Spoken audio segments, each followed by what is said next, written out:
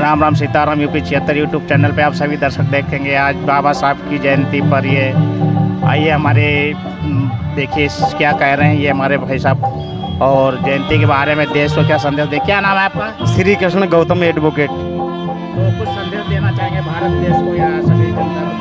असल में बाबा साहब ने जो संविधान बनाया उससे पहले देश की संविधान लागू नहीं था, तब बड़ी बुरी दशा थी।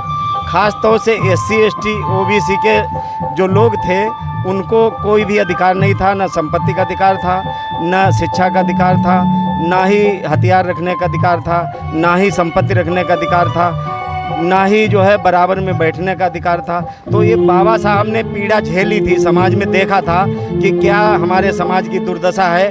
तालाबों में पानी नहीं हमारे समाज के लोगों को पीने दिया जाता था, तालाबों में नहाने नहीं दिया जाता था, और अगर धोखे से कहीं पहुंच जाते थे तो मारपीट करते थे सामंत वर्ग के लोग। इस चीज़ को बाबा साहब ने खुद अपनी आंखों देखा, इसलिए संविधान में उन्होंने बराबरी का अधिकार देने के लिए कहा। हाँ, यातनाएं झेली, और उन्होंने कहा कि शिक्षित बनो, संगठित बनो और संघर्ष करो। ये बाबा साहब ने 3 चीज़ें जो बताई थी वो इसीलिए बताई थी कि शिक्षा ही वो शेरनी का दूध है, जो पिएगा वो गुर्राएगा। तो शिक्षा सर्वप्रथम थी। हमारे समाज के लोग शिक्षित नहीं थे, इसलिए उन्होंने शिक्षा की तरफ इशारा किया। शिक्षित होने के बाद संगठित होने का इशारा किया कि संगठित हो जाओ। संगठित हो जाओगे तो जुर्म के विरोध में आप अपनी आवाज़ उठाओगे। तो संघर्ष करने की बात की थी।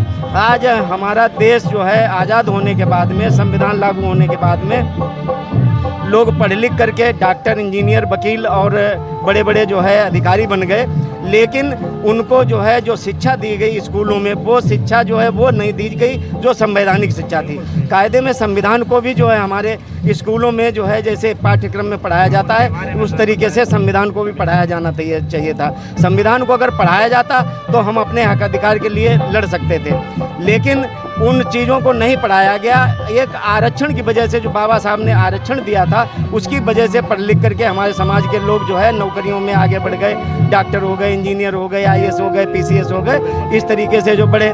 लेकिन उसमें भी जिन लोगों को गैर बराबरी की ही व्यवस्था जो है अच्छी लगती थी, उन्होंने उस व्यवस्था को दोबारा लागू करने के लिए प्रयास किया और उन्होंने दोहरी शिक्षा प्रणाली लागू की। दोहरी शिक्षा प्रणाली इसीलिए लागू की, जब एकल शिक्षा प्रणाली देश में लागू थी तो हर वर्ग के बच्चे एक ही विद्यालय में पढ़ते थे, चाहे वो प्राइमरी हो, जूनियर हो, इंटर कॉलेज हो, चाहे वो डिग्री कॉलेज हो। तो इस तरीके से पढ़ कर के एक जैसे जो है फील्ड में पढ़े, एक जैसी शिक्षा मिली तो बराबरी का अधिकार मिला और उनसे आगे निकलने लगे। तो उनको ऐसा लगा कि यार ये जो लोग जिनसे हमारी गुलामी करते थे वो लोग आज जा कर के जो है, जैसे एक बार जो है एक वो जो है मिश्रा जी कोई थी जिनका जो है स्टेटमेंट BJP वालों का आया था कि जो लोग संविधान के इशारे पर हमारी बराबरी करने लगे हैं वो कभी हमारे जूतों के फीते धोते थे। इस तरीके की बात उन्होंने कही थी।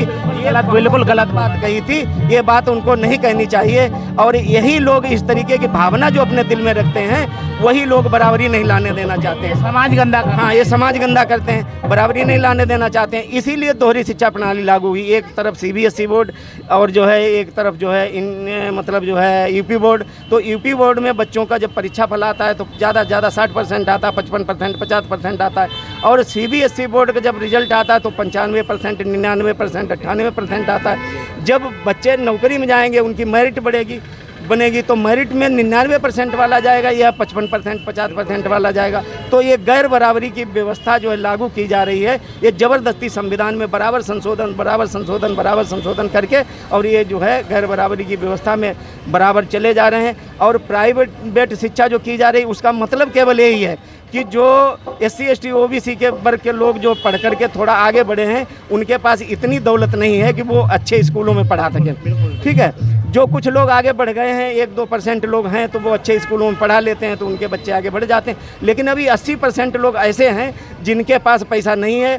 अगर वो डॉक्टरी पढ़ाना चाहें, बच्चों को MBBS कराना चाहें तो 50 लाख रुपया चाहिए, कहाँ से ले करके आएंगे? तो इस तरीके से नहीं करा सकते हैं। तो ये गैर बराबरी जो है बराबर होनी चाहिए, समाज में एक रूपता आनी चाहिए, समानता आनी चाहिए।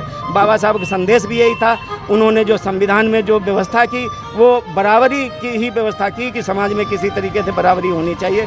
इसी मिशन को हम लोग आगे बढ़ाने के लिए जो प्रयासरत हैं और जो हम लोग कहते हैं कि बाबा तेरा मिशन अधूरा हम लोग मिलकर करेंगे पूरा, तो बाबा साहब का संदेश यही था कि शिक्षित, आज हम लोगों की व्यवस्था ये आ गई कि हमको शिक्षित करने की बात है, शिक्षित बनने की बात नहीं। अब समाज के लोग जो शिक्षित बन गए हैं उनका उद्देश्य है वो समाज में जाएं और लोगों को शिक्षित करें, और शिक्षित करने के बाद जो लोग शिक्षित हो जाएं उनको संगठित करें, और संगठित करने के बाद संघर्ष करें। ये आज समय आ गया है।